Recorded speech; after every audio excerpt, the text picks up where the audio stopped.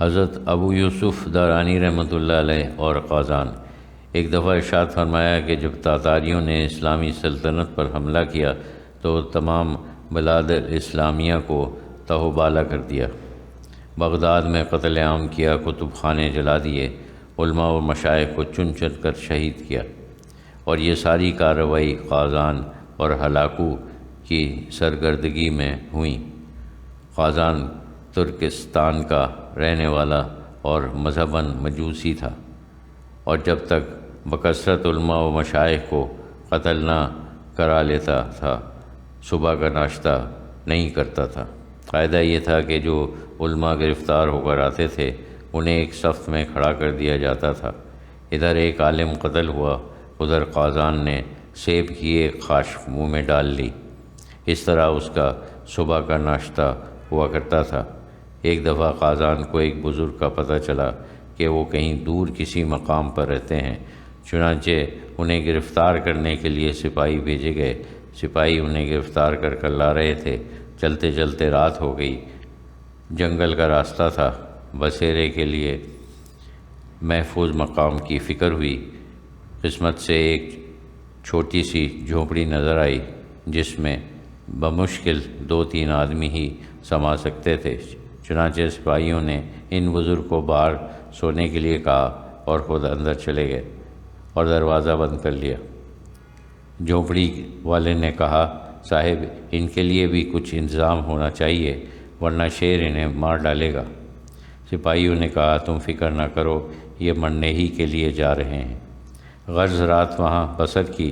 صبح کے قریب سپاہیوں نے چپکے سے دروازہ کھولا کہ دیکھیں ان کا کیا حشر ہوا۔ دیکھتے کیا ہیں کہ وہ بزرگ سو رہے ہیں اور شیر ان کے گرد پہرا دے رہا ہے۔ جب صبح کی روشنی ہوئی اس وقت شیر چلا گیا۔ غرض سپاہی انہیں لے کر بغداد پہنچے اور قازان کے دربار میں پیش کر دیا۔ اس وقت اور علماء بھی گرفتار ہو کر آئے تھے، چنانچہ حسب دستور سب ایک قطار میں کھڑے کر دیے گئے اور ان بزرگ کو بھی انہی کی صف میں شامل کر دیا گیا۔ جانتے ہو یہ بزرگ کون تھے؟ یہ حضرت شیخ ابو یوسف دارانی رحمۃ اللہ علیہ تھے۔ اب ایک طرف سے لوگ یک کے بعد دیگرے قتل ہوتے جاتے تھے اور قازان حسب عادت فوا کے ہاتھ میں سے ایک ایک خاش اٹھا کر کھاتا جاتا تھا۔ جب حضرت ابو یوسف رحمۃ اللہ علیہ کی باری قریب آتی، آپ چپکے سے ایک شخص کو بیچ میں چھوڑ کر اس کی دوسری جانب آ جاتے۔ جلاد یہ دیکھ کر مسکرا دیتا کہ آخر کب تک بچ رہیں گے۔ جب سب قتل ہو چکے اور آپ تنہا رہ گئے تو جلاد نے کہا، اب کیسے بچو گے؟ آپ رحمۃ اللہ علیہ نے فرمایا، تو میرے قتل پر قدرت ہی نہیں رکھتا۔ یہ سن کر جلاد کو طیش آیا اور غصے میں زور سے تیغا مارا۔ آپ رحمۃ اللہ علیہ نے اللہ کہا اور تیغا ٹوٹ کر گر پڑا اور آپ کا بال بھی بیکا نہ ہوا۔ جب اسی طرح کئی تیغے جلاد کے ہاتھ سے ٹوٹ چکے تو قازان کو بہت حیرت ہوئی، کہنے لگا، یہ تو کوئی عجیب و غریب شخص معلوم ہوتا ہے۔ حضرت شیخ ابو یوسف درانی رحمۃ اللہ علیہ نے فرمایا، اب تیرے اسلام قبول کرنے کا وقت آ گیا ہے، اپنے ان مظالم سے باز آ اور کلمہ پڑھ۔ اس نے کہا، کوئی کرامت دکھاؤ تو میں اسلام قبول کروں۔ آپ رحمۃ اللہ علیہ نے فرمایا، کیا کرامت دیکھنا چاہتا ہے؟ اس نے کہا، آتش کدے کی آگ میں سے گزر جاؤ۔ آپ رحمۃ اللہ علیہ نے فرمایا، یہ کام تو بازیگر بھی کر دیا کرتے ہیں۔ اس نے کہا، اچھا زہر کھا لو۔ آپ رحمۃ اللہ علیہ نے فرمایا، زہر بھی بہت سا منگانا اور کچھ تانبا بھی منگا کر اسے پگھلا۔ چنانچہ دونوں چیزیں مہیا کی گئیں۔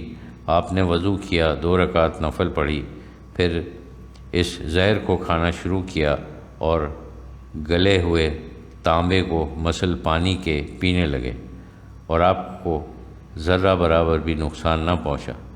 قازان بہت نادم ہوا اور مسلمان ہو گیا۔